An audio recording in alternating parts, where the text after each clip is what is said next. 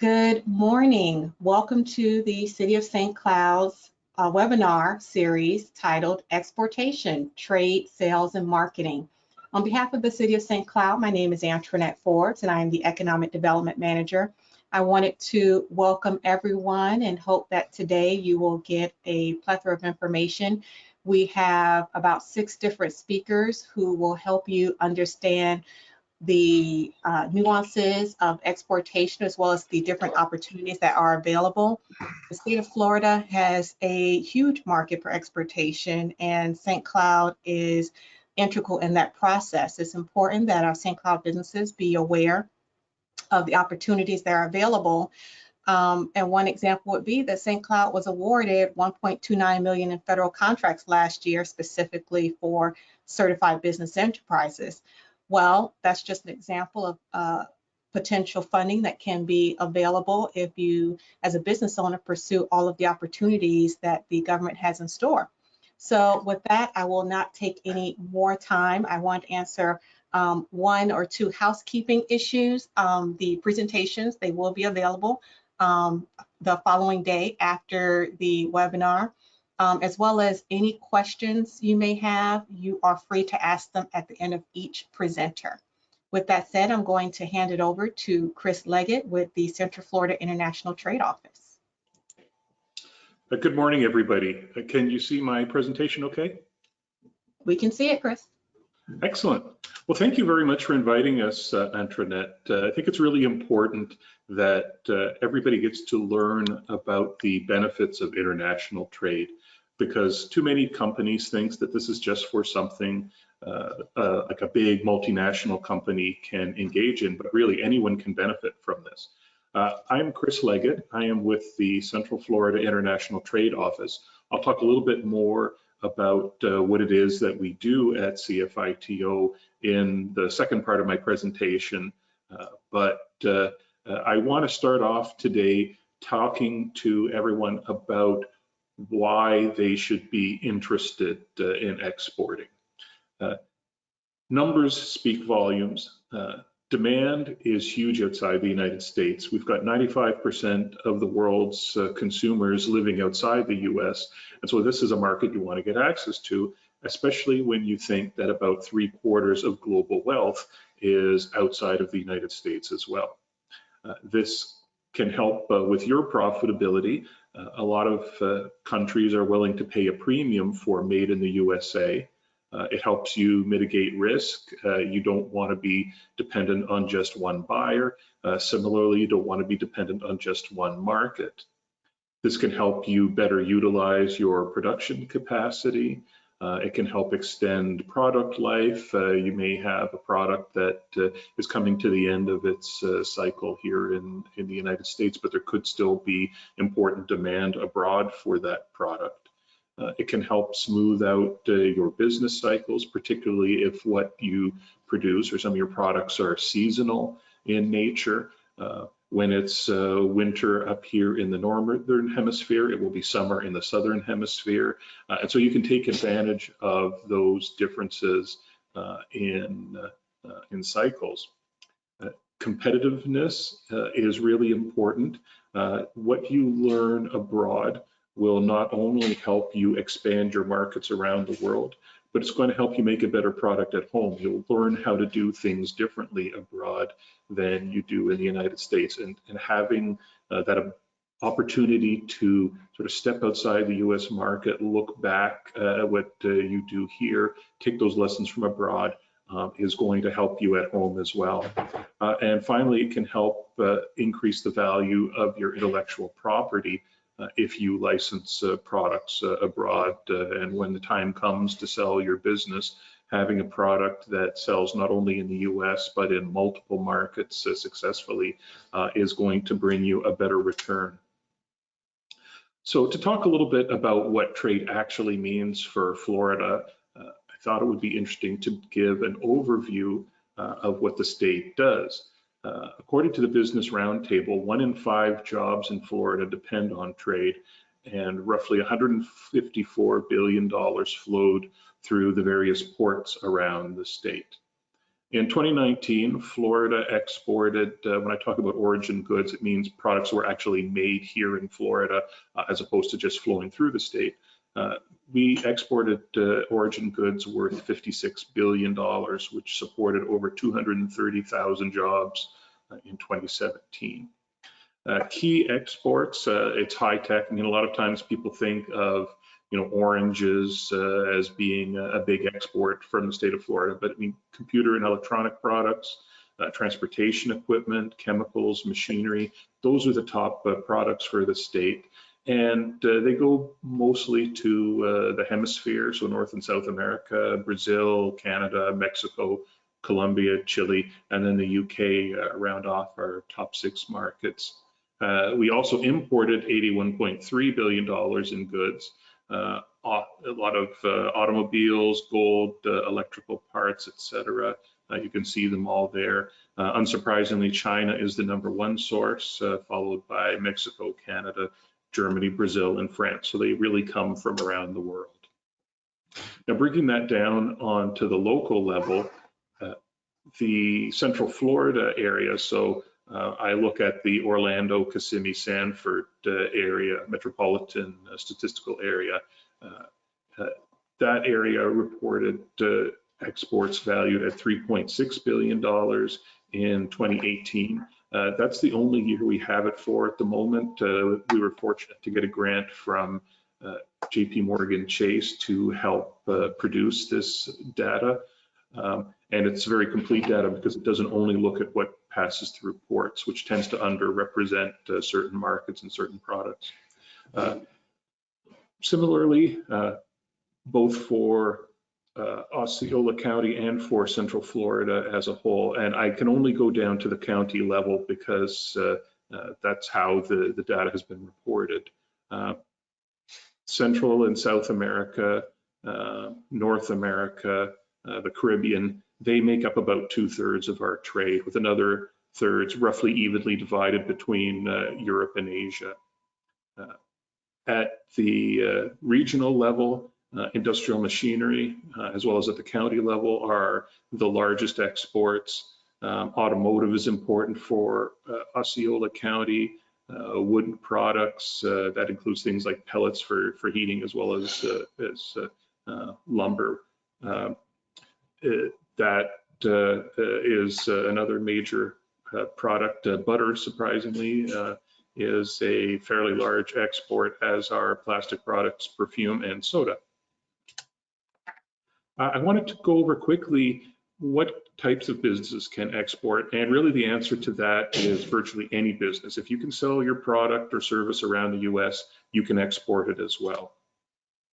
It's worth reviewing a few myths versus reality. A lot of people might think that selling outside the USA is too risky, and you'll be hearing a little bit about this later. There are products from Exim Bank and the SBA to help ensure payment by foreign buyers. You might think that you're too small to go global, but nearly 42% of all US exporters have fewer than 19 employees. You might think that, well, I've got a great local market, I don't need to export, but I would suggest that our experience over the past year has suggested otherwise. And foreign competitors won't be holding back either in those foreign markets or coming to the US to compete here. Some people might think, well, my product or service won't sell outside the US, but we've got a really strong Made in the USA brand here that you really should be taking advantage of around the world.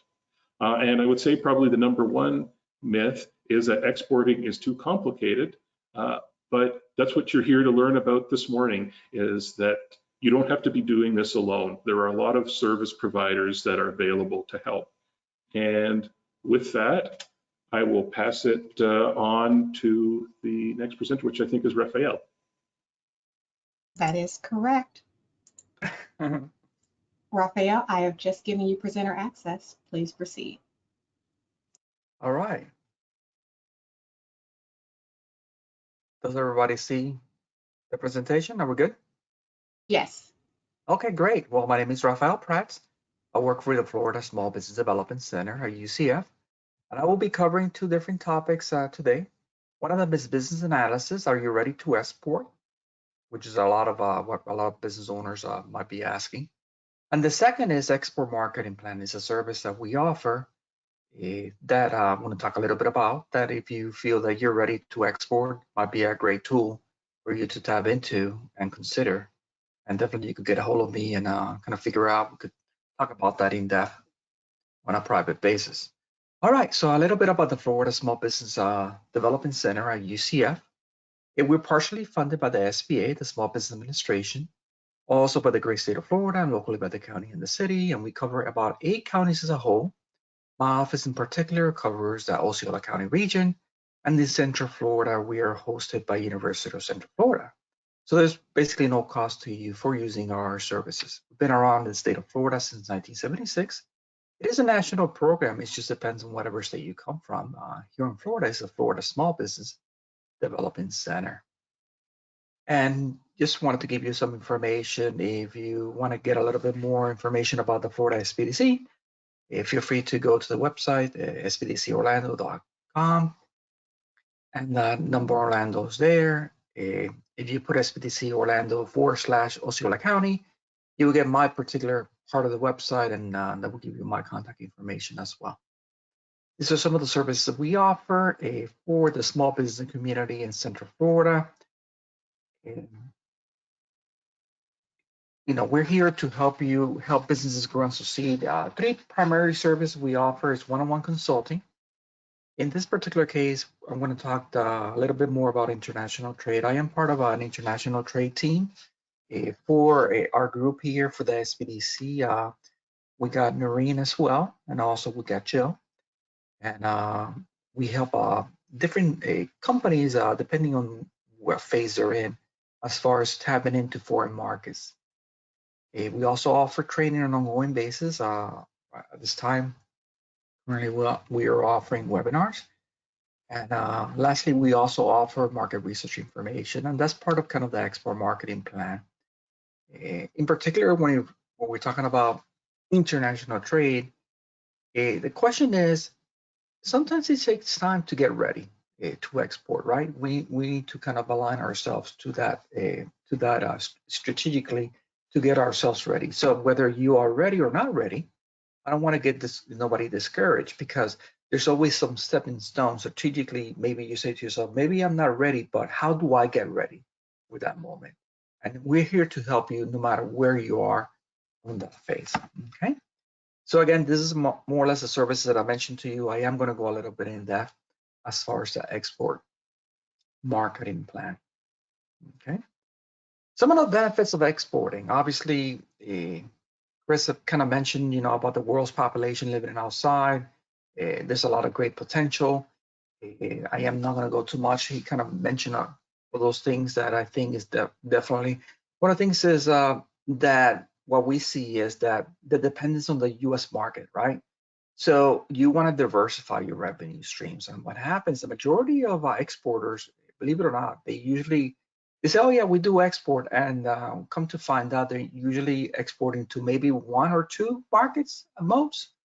And maybe that's not a good strategy long term. So obviously starting with 1 is great, but there's definitely more than 1 or 2 countries out there that maybe have similar likes and tastes for your product that you're offering. So that should be very key as far as you understanding where you are. So also taking care of maybe you have excess capacity. Maybe you really want to get that, you want to find another market for your products. Because definitely you don't want to hold on to that inventory. So those are the different reasons. Obviously, as again, the prestigious maybe of exporting abroad, understanding, and we have noticed also from market research that companies that do export, they tend to be more competitive, because it just makes you not only compete domestically but internationally, and you get a sense of that, especially when you start going to like trade shows and so forth. Okay, there's 2 different types of exporters that we typically come across. Some of them are accidental, meaning maybe somebody goes to your website or inquires and calls you, and or maybe intentional. That tends to be a little bit more strategic. And obviously, when we're talking about intentional, is that there's a strategic focus. Maybe you identify a particular trade show that might be of interest, and you need help identifying some foreign markets that might be good for you to kind of consider. Uh, like things like Chris mentioned, proximity to the United States is one of the keys. Would it be free trade agreements as well? So there's different factors that plays a role. Affinity for U.S. products as well. So definitely the idea here, if you get anything from today's presentation, is that really you don't want to be so much of an accidental exporter. You want to kind of shift focus into being an intentional exporter and kind of and how do you tap into different service providers to get you where you want to head. Now, the first thing that I'm going to talk about today is about getting yourself export ready, right? So obviously, having the management commitment is very important. So if you're here today and you say, it is typically not a short-term strategy. It's like doing business with the government. It needs to be kind of the DNA of the company. It says, you know what, I'm going to diversify. Maybe in 2021 is a year that is one of kind of it kind of opens your eyes. Maybe the domestic market is just not what it was. So the management commitment, typically, I would have to say maybe 12 to 18 months typically is the time it takes to kind of making that transition over, maybe finding a particular trade show, maybe kind of adapting your product for different markets. It just takes a little hard work to get there, but it starts with the management commitment. Also, experience with the product. Typically, let's just say that you have like 5 products. Doesn't mean that you're going to be exporting all 5 products, but you need to kind of figure out what product that you think has the most chances of being successful in a particular foreign market. So having a track record in the US marketplace is very important.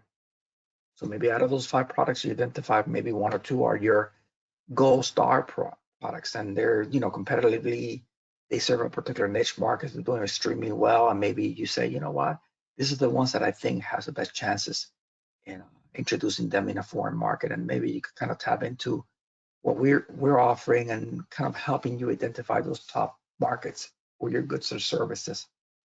And that's also very key to understand. It's not simply a commodity. Maybe you're selling or you're offering a service, whether it be engineering services, legal services. Foreign markets might be definitely something worthwhile considering. Also, understanding that in order to get international trade, sometimes you need to have adequate cash flow, right? And then I know Sandro, a little bit later on, is going to be talking about XBA products that can help you with the working capital that may be of value to you as well. So having adequate cash flow is because you don't want to, since you're expanding operations, you definitely want to make sure that you have enough cash flow to maybe buy the products, the raw material, the production, and so forth. And lastly, the capacity and the capability of doing so is very important as well. Now I'm going to talk about a little bit about how to become a successful exporter. And it takes time, right? So having the assessment where you are now is very important. Understanding market research, there's so many great tools out there that I'm going to kind of set the tone that you really need to look at the data, look at the market research that we have, identifying the particular top markets that might be suitable for you. And we know there's 100 and something countries out there, but the reality is that maybe you said to yourself, hey, you know what? Maybe there's 5 countries that might be they're within the reason. And maybe you say this year, 2021, maybe identify 1, and maybe make a strategic effort into tapping into that market. And then understanding the different markets demand different foreign market entry. Not every market you're going to enter the same way. And you have to kind of be mindful of that. You don't export your products in different markets all the same way. You have to kind of adapt and modify and change according to the market needs. And understanding that as well, every country has their own. When you're exporting, they're going to also have their own set of exporting compliance or maybe importing from that point of view. So you have to understand that as well. And also, as an exporter, you need to make sure that you're complying depending on the product offering that they're complying to the U.S. Government regulations as well. And then lastly, which is very critical, is establishing export metrics, right? Maybe you say to yourself, hey, right now we don't do no exporting. Maybe in 2 years, our goal is to have 10%, 15% of our revenues to come from a foreign market. That's a good goal. It's not like I would love for you to be from 0 to maybe 30, 50% in a very short amount of time, but realistically, it just takes time, energy, and effort to do so. Now, I'm going to talk a little bit about a tool that the Florida SBDC offers in conjunction with Enterprise Florida, and it's called the Export Marketing Plan. And I believe the internet is going to provide our attendees the flyer of our particular program. If you have any questions pertaining to that, feel free to reach out to us. But basically what it is at the end of the day is a way for you to kind of say companies that are kind of new to kind of exporting, or maybe kind of figuring out a way to kind of develop their marketing overseas, right? So I am going to talk to you about what the export marketing plan has. So basically what it is companies are maybe getting their feet wet, they're export ready. Typically they're manufacturers. You have to meet a certain amount of criteria, and that with the flyer gives you that information. But the idea here is to help you kind of strategically help companies develop foreign markets. And what we do is identify some foreign markets, and then you will go into Enterprise Florida with U.S. Commercial Service and our partners, SBA, and they come alongside of you and kind of take you from not only from the planning phase, but as far as also the execution and implementation phase, maybe meeting with those foreign buyers, maybe doing trade shows and get you ready for you to conduct business in those countries as well. So one of the, this is kind of the typical outline for the export marketing plan. This is just some of the sections all the way from the objectives, all the way, where they talk about the overview and the analysis. We look at the product and service that you're offering. We do an in-depth dive of as far as where you are as a company, the legal considerations, industry, customer analysis, understanding the in-depth about the industry, but also the customers you're trying to serve. And then we go into different segments. And then obviously we kind of help you develop or kind of give you a focus as far as, hey, look, this is some of the competitors that are in foreign markets. These are some of the strategies that you consider, and then kind of put an action plan together. Now, the key here is that planning is just planning, but then the implementations of those plans is very important. And that's what we want to see. It's not just simply putting a plan together, but for you to have the baton and keep running with it, and then tap it into U.S. Commercial Services on Enterprise Florida, maybe joining a trade mission, maybe tap it into a foreign country. And in doing so, you tend to get better at. So these are some of the steps that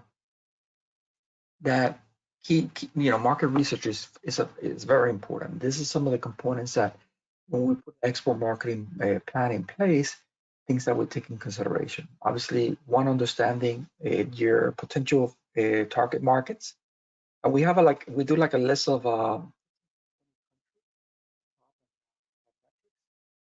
by key performance indicators, whether it be the GDP, whether it be population trends, whether it be foreign trade agreements, and we identify the top typically 15, 20 countries and narrow it down to top 3 to 4 or 3 to 5. And you decide which country might be suitable for your company to tap into. So number 2, obviously selecting the indicators, and it's a customized plan. So we come together and kind of brainstorm what might be more suitable for you to kind of what factors are very important for you to have that when you're looking at your at those plans. Things that you might find inside of the export marketing plans, as far as indicators, whether it be the global trade flows, the U.S. market share in that particular country, population, economic growth, and the list goes on and on. Since we have access to a lot of great databases that are part of University of Central Florida, it helps us with that. So this is just kind of an example of things that, like for example, in this case, sells surfboards. A company selling surfboards, trying to find markets in countries. These are some of the things that they're looking for. Like for example, number 2 here, as far as bullet, the global trade data for complementary goods is very important. Wetsuits, right? They're selling wetsuits, most likely. They're also selling the surfboards, and the list goes on. So for the sake of time, I'm not going to take too much time, but understanding that you're not here, you're not alone. There's also great partners, whether it be the U.S. Commercial Service, Enterprise Florida, SBA, and that could help you get where you are. This is one of our colleagues' success story. This part of Export Marketing Plan. She was awarded in 2020 Exporter of the Year in Florida. The company's Genesis, and obviously some of the highlights. They began exporting in back in 2009, so it takes time. I wish I could tell you it just happens overnight. But now they're in over 40 countries, and their exports, they're about 40% of revenue. So you're here today. There's always a humbling beginning somewhere, right? So the most important thing is for your company to be profitable, and for you to kind of say to yourself, hey, you know what, maybe strategically, this is a year that we could make exporting part of our initiatives. This is some of the program requirements as far as the export marketing plan. Like I said, it needs to be either a Florida manufacturer or professional service provider that does business here, that produces a product in the state of Florida. It has to be at least 51% content, U.S. content. And then typically our customers will be new or what we consider infrequent exporters, right? So even you have done exports in the past, but maybe it's gonna be accidental, you still could tap into this. So definitely don't disqualify yourself. Reach out to us, and then we kind of assess where you are now and kind of see, because there's some flexibility as far as the numbers are there, but sometimes they look at the big picture, right? Maybe you don't have 5 employees, you got 4, but there's this potential there. Maybe there are other components that make you doable for this export marketing plan. So typically these plans that they have a market value, it could be over $25,000, but the cost for this particular program is for qualified business is about $500, and that's even there might be some grants available to even lower that amount as well. But we could definitely talk and kind of figure out where you are. So you want to learn more? Like I said, we got 3 people in our region that deals with exports. It's myself. I work in Osceola County, but we cover the whole 8-county Central Florida region. There's Noreen and there's also Gio. Definitely feel free to reach out to us. There's no cost to talk and figure out where you are. And if you would like to apply for the export marketing plan or learn more, simply go to sbdcorlando.com/export marketing, and definitely I think that will be at least some great tools for you to consider. Thank you so much. And if there are any questions, let me know. And thank you so much for your time. Thank you, Ralph. I think I did note that there were at least 2 questions or 2 hand raised, so I want to give them the opportunity to ask that question. Sure. I believe it's Eugenia Hernandez. If you can unmute yourself.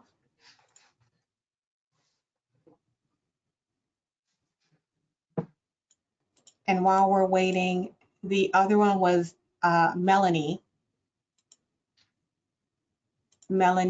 Plethora.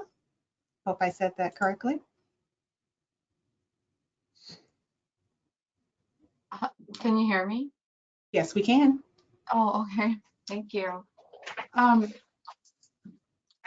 Is it exporting like for all kinds of products like sauces and things like that as well? Or it I'm just interested in like the can you know how like the Asians they export into our country all the sauces that we buy, so like does it like if you never like obviously the program is two years in business, but I'm just starting out from scratch. So what would be the direction first? Like, Is that for, okay, so is that the question? So obviously, eh, we're here to help you no matter where you are in your stage as far as considering export. And maybe right now what you really want to make sure is that you have a product that is being successful here domestically. okay. You could kind of start figuring out from there. So the idea here is that it's not about, oh, talk to us whenever you're ready to get exported, because this is just a product we offer. We're here to, at the end of the day, to help companies grow and succeed in today's marketplace. That's our key, that's our core. And Mhm. export is just an initiative, right? Whether it be, say, you know what, I also would like to do business with the government, or that's just a strategic focus. So my thing, I would love to have the opportunity to maybe talk to you and understand a little bit more about what you're trying to put together, maybe the Okay. soft, maybe the niche markets you're trying to approach, and take it from there. But the idea here definitely, commodities like yourself is, now the question becomes, how do you get it export ready, right? And Right. a different topic of conversation, but definitely maybe the Food and Drug Administration, there are all different components, but definitely it is something doable. Okay. Okay? So I don't want you to think that it's far-fetched. It's not far-fetched. Okay? Thank you. Yeah. Eugenia Hernandez, I believe she also had a question.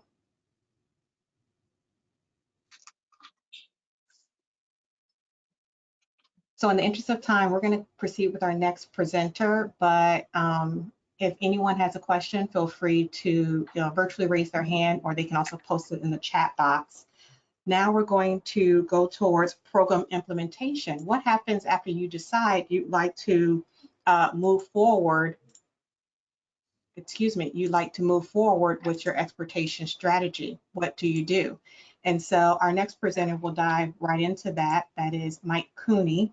He is with Enterprise Florida, our resource provider on a local level, but also works on a state and national level to help us with business recruitment. So Mike, I'll let you take it from there. Good morning. Thank you very much for inviting us to be part of this. I'm always especially pleased when I'm able to share the time with my esteemed colleagues from other parts of the state as well as locally.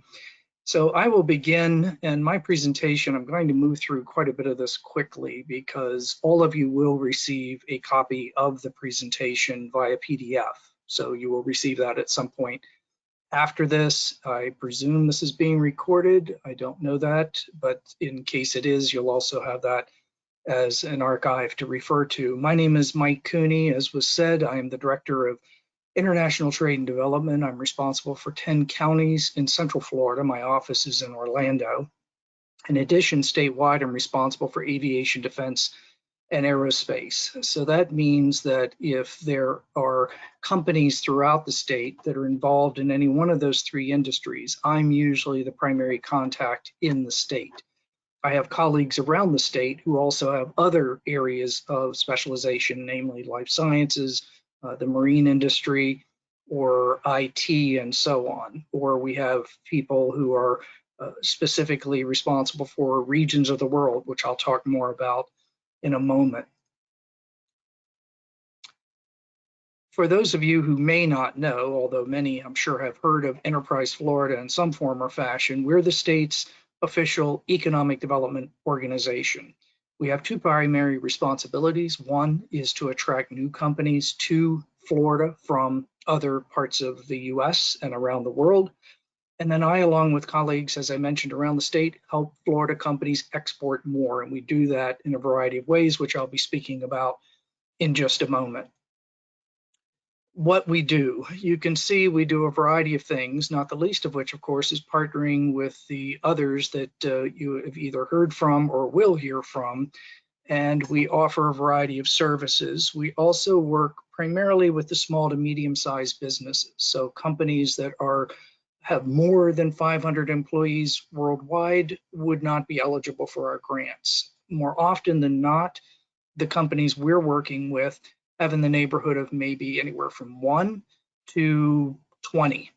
A large company for us would be 100, and a huge company would be 300. So my point is that, again, we're here on behalf of the state of Florida to help small to medium-sized companies grow their export business.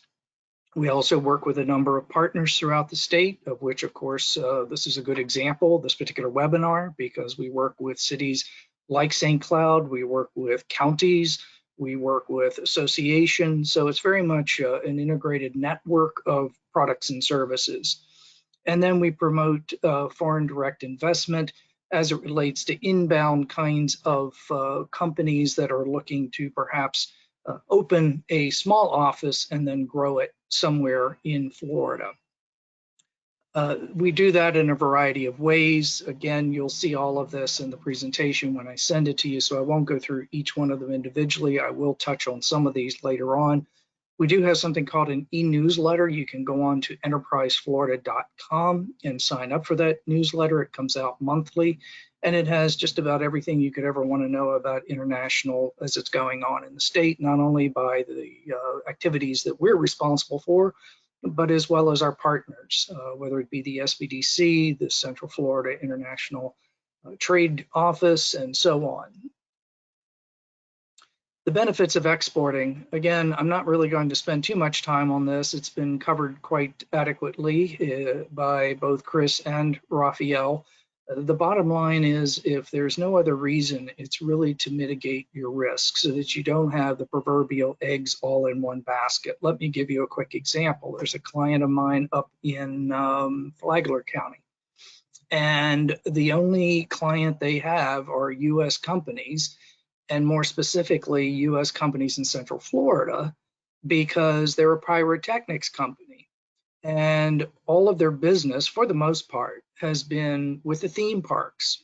I don't have to tell you what they've experienced as a result of COVID.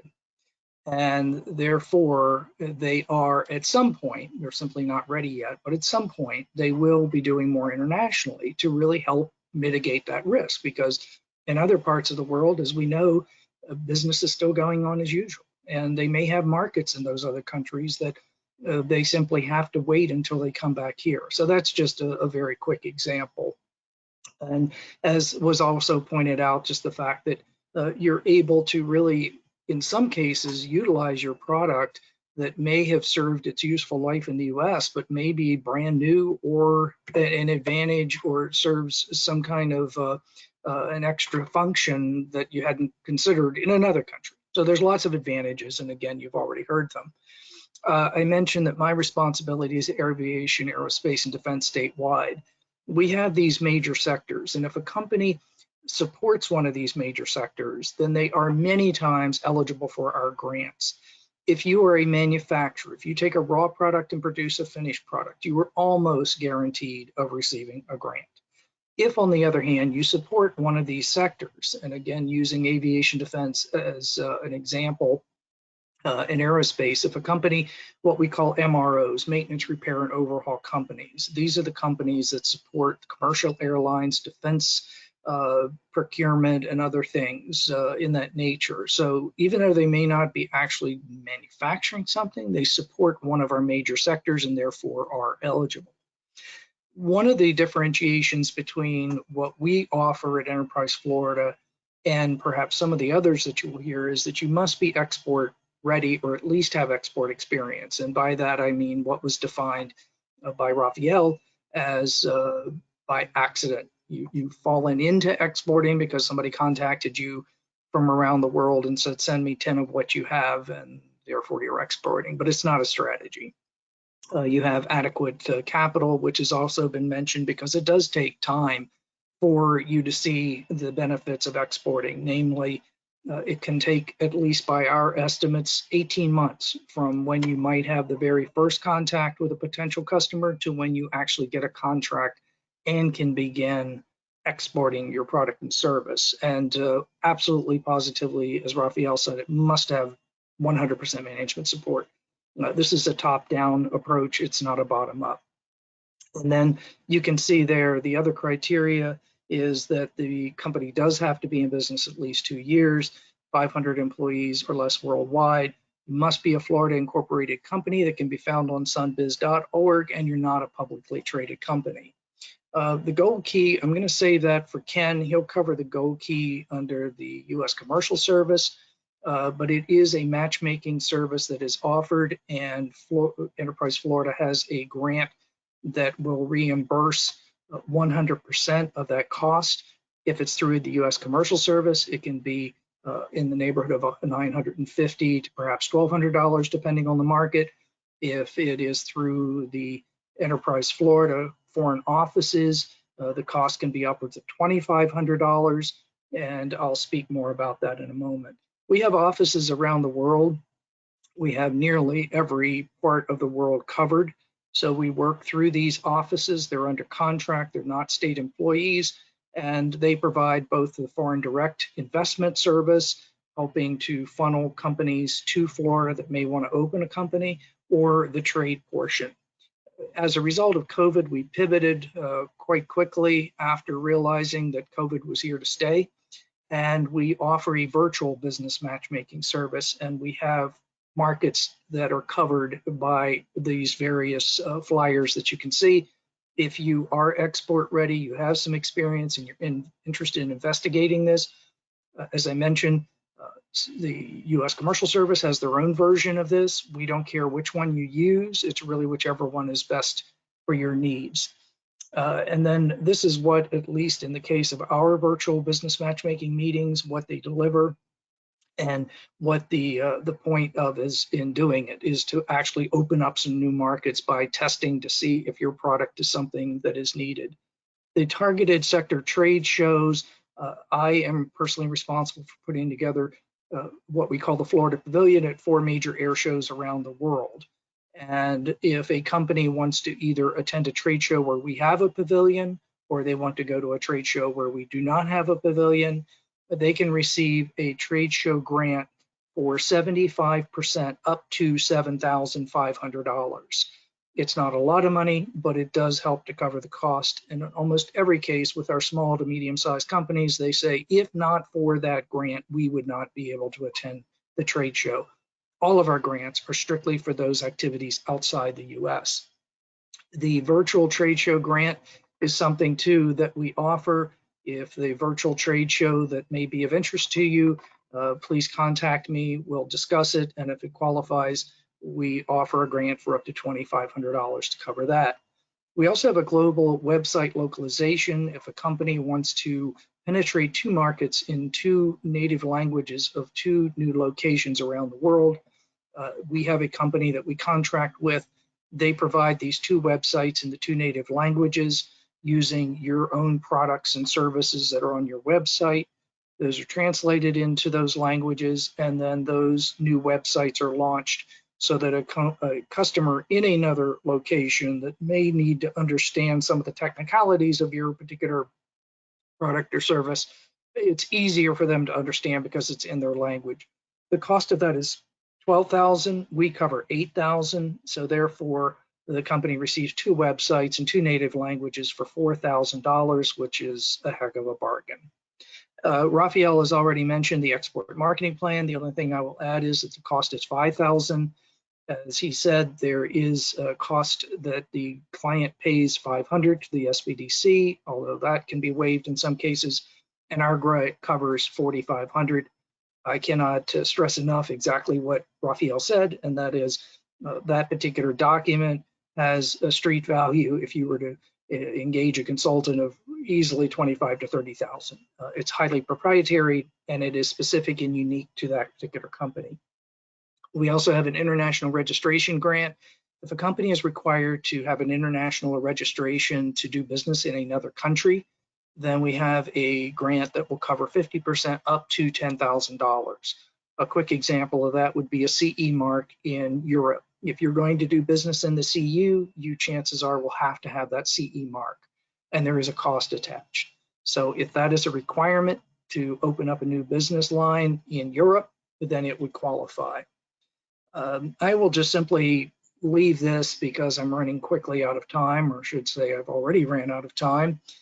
This is something else we offer, not all that popular, if you will, here in the Central Florida area, mostly South Florida, but if a company is exporting food-related products, this is a requirement that most countries have. We have these various regions around the state. As I mentioned, I'm your contact in Central Florida, so feel free to contact me at any point. I'll be happy to help you or to point you in the right direction. This is the contact information for those various regions. If you're tuning in from someplace else, you're welcome to contact me, or you can contact the person that might be in your location. We're also, of course, on social media, and I want to thank everyone for their participation and listening patiently. If you have any questions, please, again, feel free to reach out to me. I'm always available to help you anytime. Thank you. Thank you so much, Mike. I want to give the opportunity very, very quickly if there are any immediate questions for you.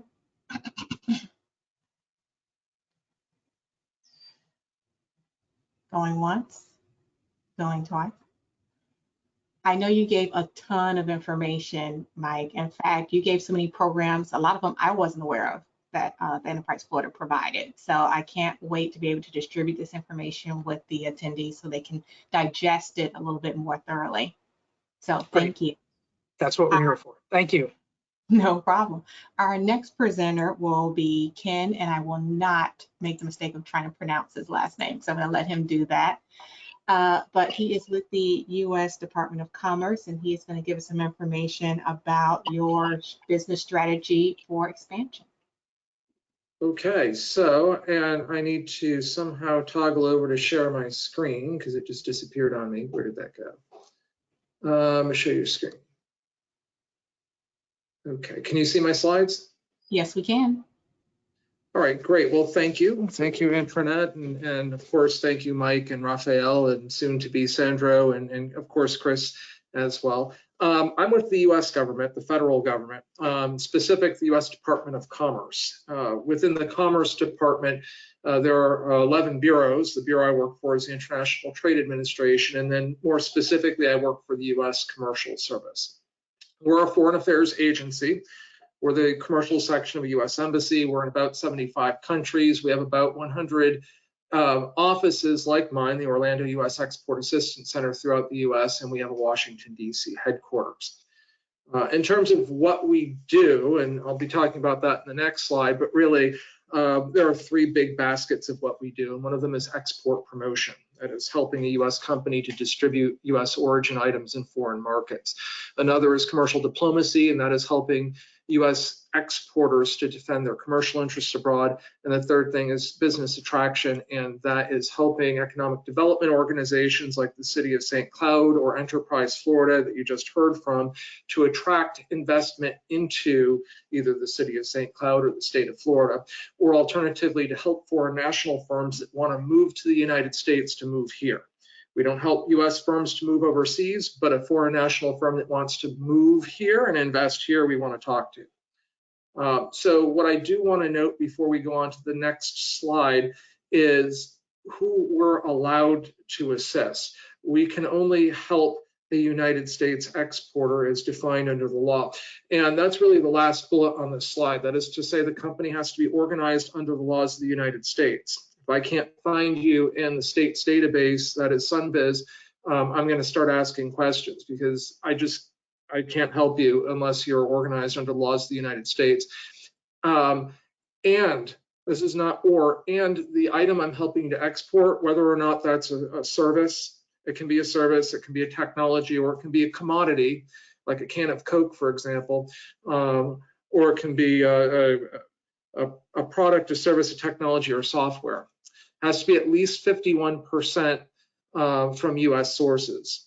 Whether that's the ex-factory price, that doesn't include your profits, at least 51% of the ex-factory price or 51% of the price of the service. Now, what do we do? I think I'm going to pause here because Antoinette asked me to talk about strategy and expansion, and I'm going to give you a 5-second overview of how I see that. First question is, why do you want to export? You know, that you became unemployed, and this sounds better than unemployment, isn't a reason why you want to export, and nor do we help you to start a company. Reasons to want to export is you want to diversify risk. Certainly, Mike Cooney discussed that. increase profits. He discussed that. Some other reasons might be that you want to increase the scope of your business, because if you're manufacturing, the more you can buy from your suppliers, the more you can demand better prices for them. The more you can demand better prices, either the greater your profit margin, or the more you can cut your price to your buyer and become even more competitive in the US and in foreign markets. So there are a lot of actual business reasons why people export. I think you need to start with asking yourself, why do I want to export? What are my expectations of this? The next thing is, what are my competitive advantages? You know, Raphael was talking about the export marketing plan service. That was the first, well, actually, the first speaker was Chris, but the second speaker today was talking about the export marketing plan service. That really gets to market selection more than anything else, but behind the work they do is what exactly makes your product attractive to your buyer, because it becomes impossible to identify an export market if you don't understand why people demand your product. So what are the competitive advantages that you have? Are they sustainable in the long run? And this will kind of drive the process. Third step is market and product identification, which I just discussed. The fourth step, I think, would be building infrastructure. And I'm not going to get into this detail because this is way beyond the scope of our discussion today, but I will gloss over a few things. One of them is channels of distribution. Are you going to use agents, distributors, representatives? Are you going to do direct sales? How are you going to distribute the product? Standards and regulatory compliance. What do you need to do to be able to put product on the market in that country? Intellectual property. Have you secured your intellectual property before you even announce the fact of launching in that market, so that you don't get squatters? Another one is export compliance. That's the whole infrastructure of laws that control whether you can export with or without a license. You very well may need a license to export, even if you're exporting pencils to Canada, because of the foreign buyer, for example. So do you need an export license? Incoterms. Incoterms are acronyms that code for who's organizing what, and therefore who's paying for what in international trade, and where ownership of the item transfers from the buyer to the seller. So understanding what you're willing to do and pay for is important to your negotiation with a potential foreign buyer, and it can affect your profitability. Along those lines, export finance and insurance. Whose working capital are you tying up? Are you able to offer financing to people? And there are products that would enable you to offer financing without tapping your working capital. So I'm not going to scoop Sandra Merchos, our next speaker, but I am going to give you that tickler there. And then finally, partner identification and partner qualification, which is really the last step. You know, if you're going to find yourself an agent, a distributor, representative, or even a foreign buyer, that is the final step in this overall for strategy and expansion. And that's the amount of information I'm going to give you on that. I'm going to let you ask me questions either here or offline. I'm going to go right back to my slides now. So what does my agency in the Commerce Department do in specific? Out of this overall thumbnail sketch, we promote U.S. origin exports, which means really three things. We identify, screen, and qualify potential foreign business partners in consultation with you. Obviously, we can't know what's important to you to be able to do this without you. We provide information and business counsel on opportunities, conditions, regulations, and standards in foreign markets. And we advocate on behalf of the U.S. bidder or the U.S. bid in competitive public tenders. So maybe you're selling widgets to the government of Xanadu. You want the U.S. Embassy. We are the commercial section of an embassy. You want the embassy to advocate on behalf of your bid. We can do that. So that's the first basket. The second basket is commercial diplomacy. That means that you've got either a trade irritant or a tariff or non-tariff barrier to trade you're facing, and you want the United States government to do something about it. There has to be some sort of a hook. There has to be some sort of a trade agreement that we can call in. We just can't call the U.S. Marines to go storm Xanadu, because that's not how it works. But generally speaking, if you have a legitimate claim to something not quite being right, usually we can do something about it. And then finally, business attraction. That's what I was talking about before in terms of getting foreign firms to move to the United States or helping U.S. economic development organizations to promote themselves as a destination for investment. I think that's really not of interest to this audience, so I'm going to skip that. So what do we not do? We don't help with foreign origin anything. It doesn't matter that it transited through the United States. It doesn't matter that, you know, you're a U.S. national company. If it doesn't meet that 51% U.S. source standard a few slides ago, we aren't going to touch it. And in this market, I would refer you immediately to the World Trade Center Orlando. They're not concerned with where it comes from. They have they're not for profit, and they promote international trade in a much bigger picture sense. There's nothing wrong with imports. There's nothing wrong with dealing in foreign origin items. I just can't deal with it myself. That's not what I do. Another thing that I don't do is I don't help you to start a company. Even a company that is to eventually engage in international trade, a quote import-export company, that's an immediate referral to SCORE Orlando. They are a volunteer organization, and they can help you noodle through whether this is even a good idea.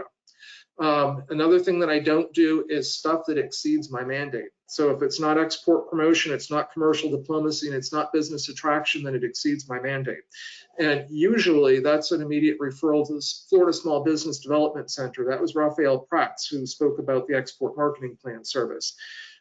They are also a not-for-profit organization that provides services to businesses in all aspects of growing a business. So I only handle a very small wedge. Litigation. It's one thing for you to be facing some sort of a trade irritant. You want the U.S. government to do something about it, but at the point that it enters the courts, unless there's some sort of irregularity in the court proceeding where you're being treated in a way that's different from how a national of that country would be treated, we actually don't have any legitimate reason to engage at that point. So that would be a referral to an attorney, and I can't make direct referrals, so I'd be sending you to the Florida Bar Association's member lookup. And then finally, qualification of a U.S. company. It's not uncommon for a U.S. seller to ask us as the commercial service, the commercial section of the embassy, to say that they're legitimate. We don't do that. It's not uncommon for the foreign buyer to come to us and ask, is that company legitimate? We can't do that. So that's going to be a referral to somebody who can actually provide those certifications. The World Trade Center Orlando has told me in the past that they're willing to do that. We don't do that. These are things we don't do. So what's the broader export ecosystem? I've divided this between global footprint, organizations like mine, the U.S. Commercial Service, that's the first bullet. We're in 75-ish countries around the world. These are our own employees. These are not contractors. Enterprise Florida has foreign field offices in, I think, 13 countries, if memory serves me correctly. That was Mike Cooney, the guy who spoke immediately before me. Export-Import Bank of the United States provides insurance products. They can insure your receivables against non-payment. It's not expensive and it's transactional, so unless you have an export, you don't pay anything.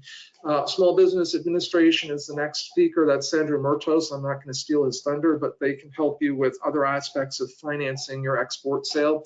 World Trade Center Orlando is part of a network of World Trade Centers worldwide. In terms of U.S. footprint / Florida, we have a district export council. These are volunteers who can mentor you. There's an organization that's called Florida Makes. They are supported by the U.S. Department of Commerce, but a different bureau. They help with standards conformity. They also help with manufacturing issues. Very interesting organization. You've heard from this Florida Small Business Development Center. That was Raphael Prats. I mentioned SCORE Orlando. Chris Leggett, the first speaker, was from the Central Florida International Trade Office. He can help with a lot of stats and making connections and whatnot. Prospera is a organization that's a spinoff of the Hispanic Chamber of Commerce of Metro Orlando that provides a lot of business assistance and grants. You've got county and municipal level economic development organizations. That would be folks like Andrew Forbes, who organized today's presentations. And there are chambers of commerce, various and sundry. I'm sure I've missed some people who are in the ecosystem. This is just a short list. And that's my presentation. Thanks for listening. Thank you so much, Ken. You gave so much great information. And I loved all the shout outs in the end to all the resource providers that weren't part of this call, but are still integral to a business success. I'm going to open it up for all of 5 seconds to see if there's any follow-up questions.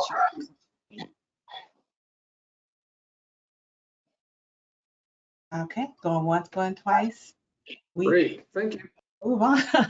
So I'm getting some private questions in the chat about will this recording be available at the end? And yes, it will be. And I also want to make sure that you know not only the recording, but also the presentations in the PDF form will also be available.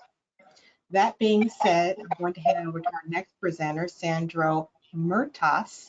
Hopefully I said that correct. If not, definitely correct me. So as business owners have decided that exportation is for you, you now want to figure out how do you go about financing it. And so the SBA would be your first point of contact to help with that. So with that, I'm going to hand it over to Sandro. But before I do, Sandro, we're getting some feedback. I'm not sure. I think, is everybody muted? Can you check that just in case? It looks like everyone is muted. Yes. So I don't hear the feedback anymore. So it must have corrected itself. So please proceed. Excellent. Thank you very much, Antoinette. So good morning, everybody. I'll try to keep it as condensed as possible to respect the time for the seminar or the webinar. As Antoinette mentioned, I work with the Small Business Administration, which is another federal agency that has the mandate to help create and develop small businesses. First of all, I want to make sure that everybody's aware of what is a small business. We follow the North American Industrial Code system where you will find the different industries, but in general, companies that are manufacturers that have 500 employees or less are considered small businesses. Distributors or wholesalers that have 100 employees or less are also considered small businesses. And then you have the service companies that, depending on the industry, we measure the parameter used to define a small business in that industry is sales, and they can go from 7 million up to 35.5 million, depending on the industry. And of course, we also use for companies that are on the border between being a small business and not a small business, we also use the alternative size standard, looking at financial parameters to determine if the company falls into those parameters and can be considered a small business. Why is that important? Because SBA does basically the 3 C's. One is counseling. We fund different programs around the country, such as the SBDC, where Rafael works, the Women Business Center, the Veteran Business Center. So SBA provides the funding so that companies or small businesses or people who want to establish a small business can go there and receive technical assistance through counseling and training. We also do federal contracting. As you know, the US government is the largest buyer in the world, so we want to make sure that small businesses have an opportunity to have a share of the pie of those contracts. That's why we have different certification programs that will allow small businesses to go through the contracting process, either directly or indirectly as a subcontractor of a larger company that has a government contract. And finally, we do access to capital. SBA in general does not provide direct financing unless there is a disaster, as we have seen in the case of the pandemic with the economic injury loan program, in which we provide direct loans to small businesses and individuals. And otherwise, what we do, we work with our partners, the lenders, so that if a bank receives an application for a loan and the company is a small business, SBA can step in if needed and provide a guarantee to the lender so they can make the loan to the small business. We're talking about export financing in this webinar. Why is it important? As you know, 2/3 of the population, it has been mentioned today, lives outside the US. So obviously there are many opportunities out there for, especially for small businesses, to sell internationally. And that is very important because we're going again through an unusual event, which is the pandemic, which has created the need for companies, large and small, to have a contingency plan. We have an emergency, we have, market conditions that are difficult. So we want to make sure that small businesses diversify their customer base. And exporting represents that opportunity to diversify their client base. And as you might have seen during the Great Recession a decade ago, companies that had customers in different markets were able to survive the economic downturn and rebound back. And of course, want to make sure that small businesses understand that e-commerce is a great tool for them to enter those markets efficiently. So we want to make sure that small businesses and businesses in general consider exporting as an opportunity to diversify their market and being able to go through this difficult times and rebound from them in the future.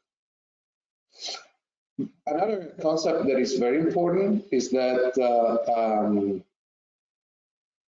when you are a supplier to a larger company, even though you're not exporting directly, but your buyer is, that makes you an indirect exporter, and that qualifies you for both for SBA and Exim Bank export loans. Exim Bank is a sister agency. They also provide working capital, but above all, they provide export insurance. And so to be able to qualify for these programs facilitates your access to export financing. So given these opportunities abroad, SBA has created 3 programs that are used by lenders to provide financing to small businesses that are involved into exporting, both directly and indirectly, and or are companies that are getting ready to export. They're investing into export preparedness, and they need funding for those purposes. SBA has 3 programs: the International Trade Loan, the Export Express, and the Export Working Capital Program. As we can see here, and again, you will have access to the presentations, the Export Working Capital Program has an average loan size of almost $2 million. The Export Express, which is a great program for companies that are moving the first steps, has an average of $221,000. An international trade loan is about $2 million. So going into the detail of the 3 programs, basically the international trade loan is a loan that it's a term loan. It's a term, it can go up to 25 years.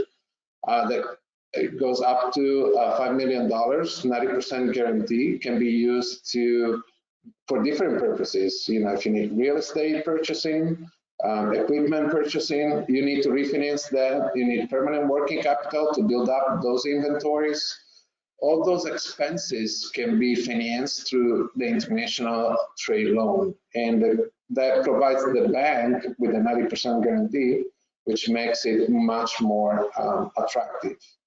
Another, for companies that are not bankable yet, SBA provides funding to the community advantage lenders, and such as Acción in Orlando. And there, a small business can get an international trade loan up to $250,000.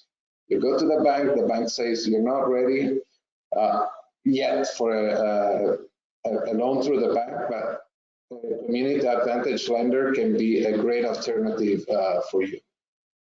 The second program is the Export Express. The Export Express can go up to $500,000. We provide the bank with a guarantee of 90% up to $350,000 and 75% up to between that amount and $500,000. It can be issued as a term loan or as a revolving line of credit, which provides the maximum benefit for the small business. And you can use these funds. What SBA requires is that 70% of the funds be used for export activities, which include not only sales, but also if you need to go to a trade mission, you need to go to a trade show, you need to refurbish your website, any investment that makes your company more competitive in the international market is considered an export development activity, and that qualifies to be used or funded through the Export Express. You need to issue a standby letter of credit. You're participating in a bid, you can use the line to issue a standby letter of credit. And you can still use 30% of the funds for domestic activities in your local market. The Export Express, as I mentioned before, is a great program for a company that is moving the first steps into international markets. And so I'm trying to move this. Okay. So it's a great program for companies that are moving the first steps into international markets. They might be a sporadic investor, exporter, or they're starting to evaluate opportunities in international markets, and they do small sales, export sales. But once they grow their sales, in which the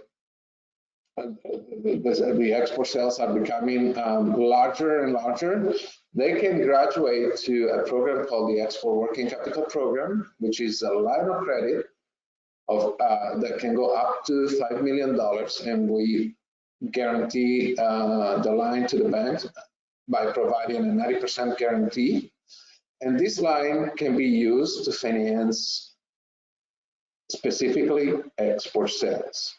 It's a dedicated line, it's a fully monitored line by the bank, and the small business can access the line when they receive the purchase order and they need working capital, they need the money to supply that PO.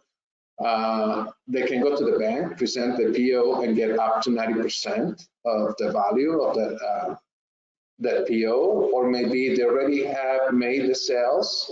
They have account receivables from foreign buyers. Now they need working capital. They can take that foreign account receivable to the bank and get up to 90%. Or we can do an asset-based line of credit using export inventory and foreign account receivables in the borrowing base, and they can get up to 75% against export inventory and up to 90% against those foreign account receivables. This is a revolving line. You can use it for one transaction or multiple transactions. And again, you can use this line also to issue standby letters of credit for guarantees. For example, you receive a large advance payment from your buyer. They need a guarantee. You can issue them a standby letter of credit so that they feel comfortable sending you that large amount of advance payment.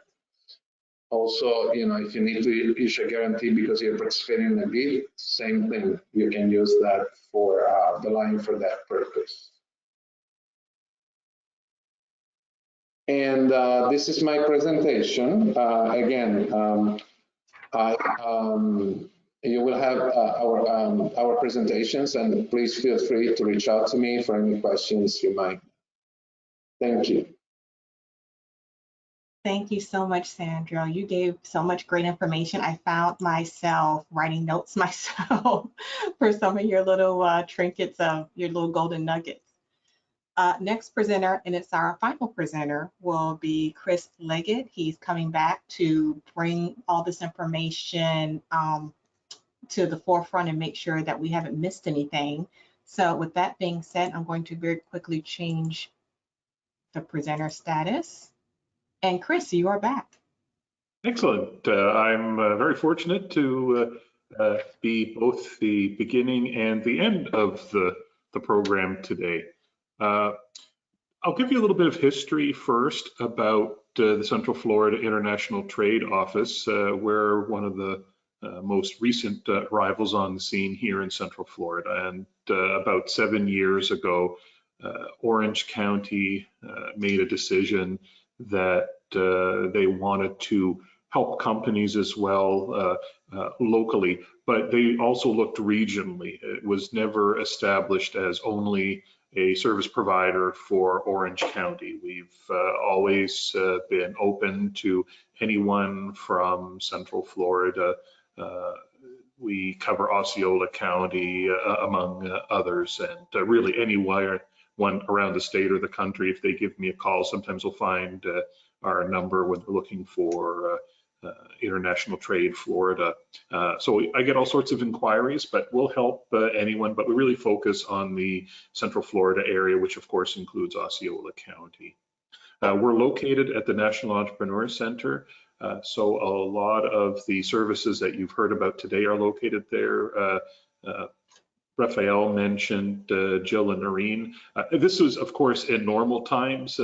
We're all in the same office complex, but right now everybody's working remotely. SCORE is there as well. If you're not familiar with the National Entrepreneur Center, I'd invite you to come and visit and see all the different services that are available all in one spot. It's really a great community asset. We were created in order to be the hub of international trade activity in Central Florida, almost kind of a clearinghouse to help create a strong global presence in international trade economy locally, as well as to help companies find the right resources.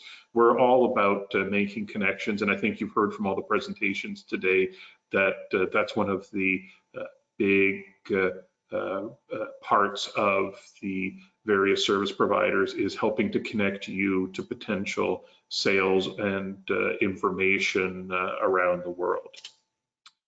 So in order to describe what we do for your business, you've heard from a number of us about the one-on-one counseling that we can do. One of the things that the Central Florida International Trade Office does is help companies that are not yet export ready to get an understanding of international trade, as well as better prepare them to work with some of the other service providers, so that you've already got all those answers to the questions they're going to be asking about your business before you go in to meet with them. We also work with companies that are interested in importing as well. There was a recognition that that makes an important contribution to our economy. You've just got to think about all of the tourist-related stores and the souvenirs that they sell that are imported products, and they are making a valuable contribution to the local economy as well. So Orange County, when they were establishing this office, determined that that was something they wanted to do as well. And I'll talk about importing in just a moment. We also do outreach in form of putting on workshops in normal times, webinars now, to talk about various topics and markets. For anyone who's interested, we're going to be doing a webinar on doing trade with China, the sort of latest for 2021. That will take place on March 10th at 10 a.m. So I hope many of you will be able to join us for that. Please reach out to me either directly or via intranet to find out more about that. We help connect you to opportunities. This is another one of the major things that was a reason for establishing the CFITO, is to host foreign buyer delegations that are coming through. You'd get a lot of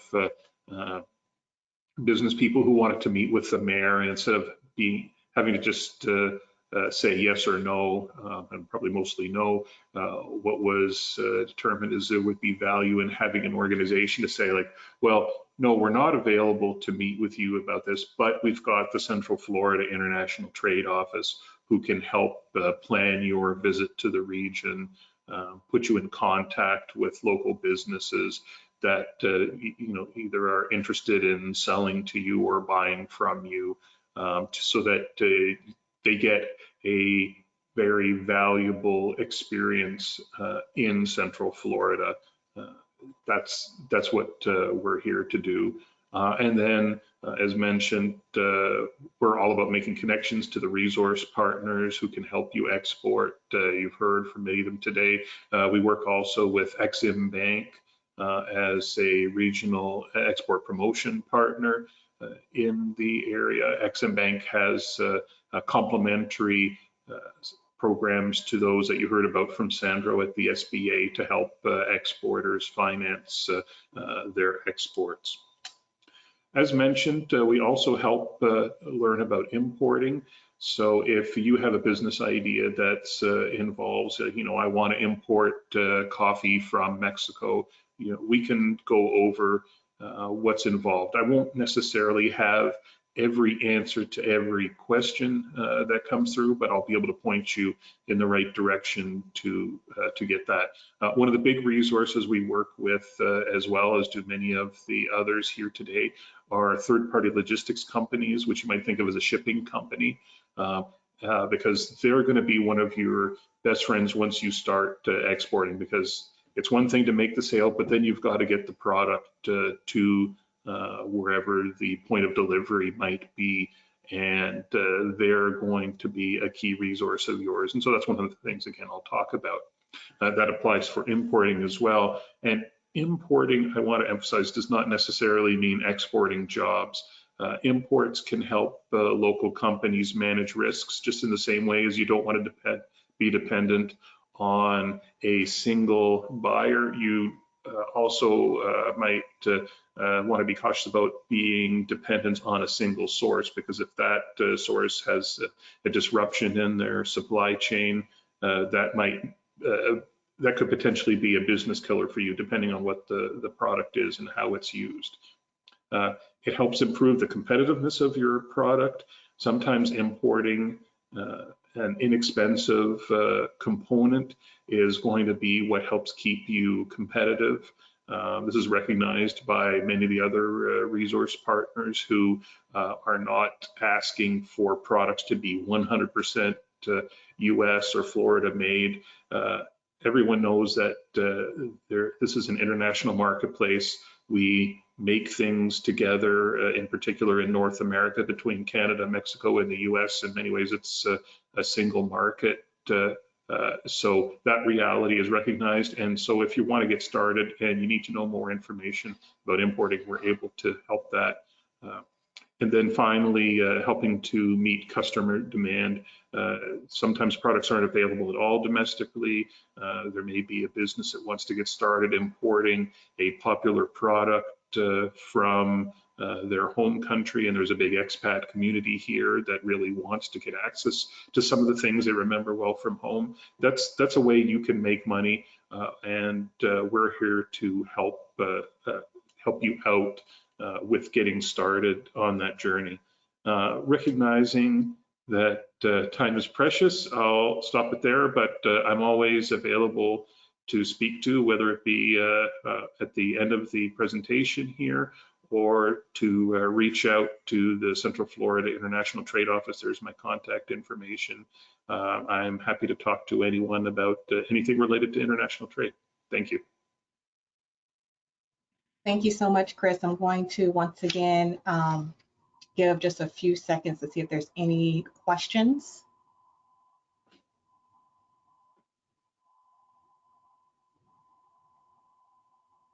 Okay, and seeing that I do not see any, we are going to move on. So that takes us to the end of our presentation.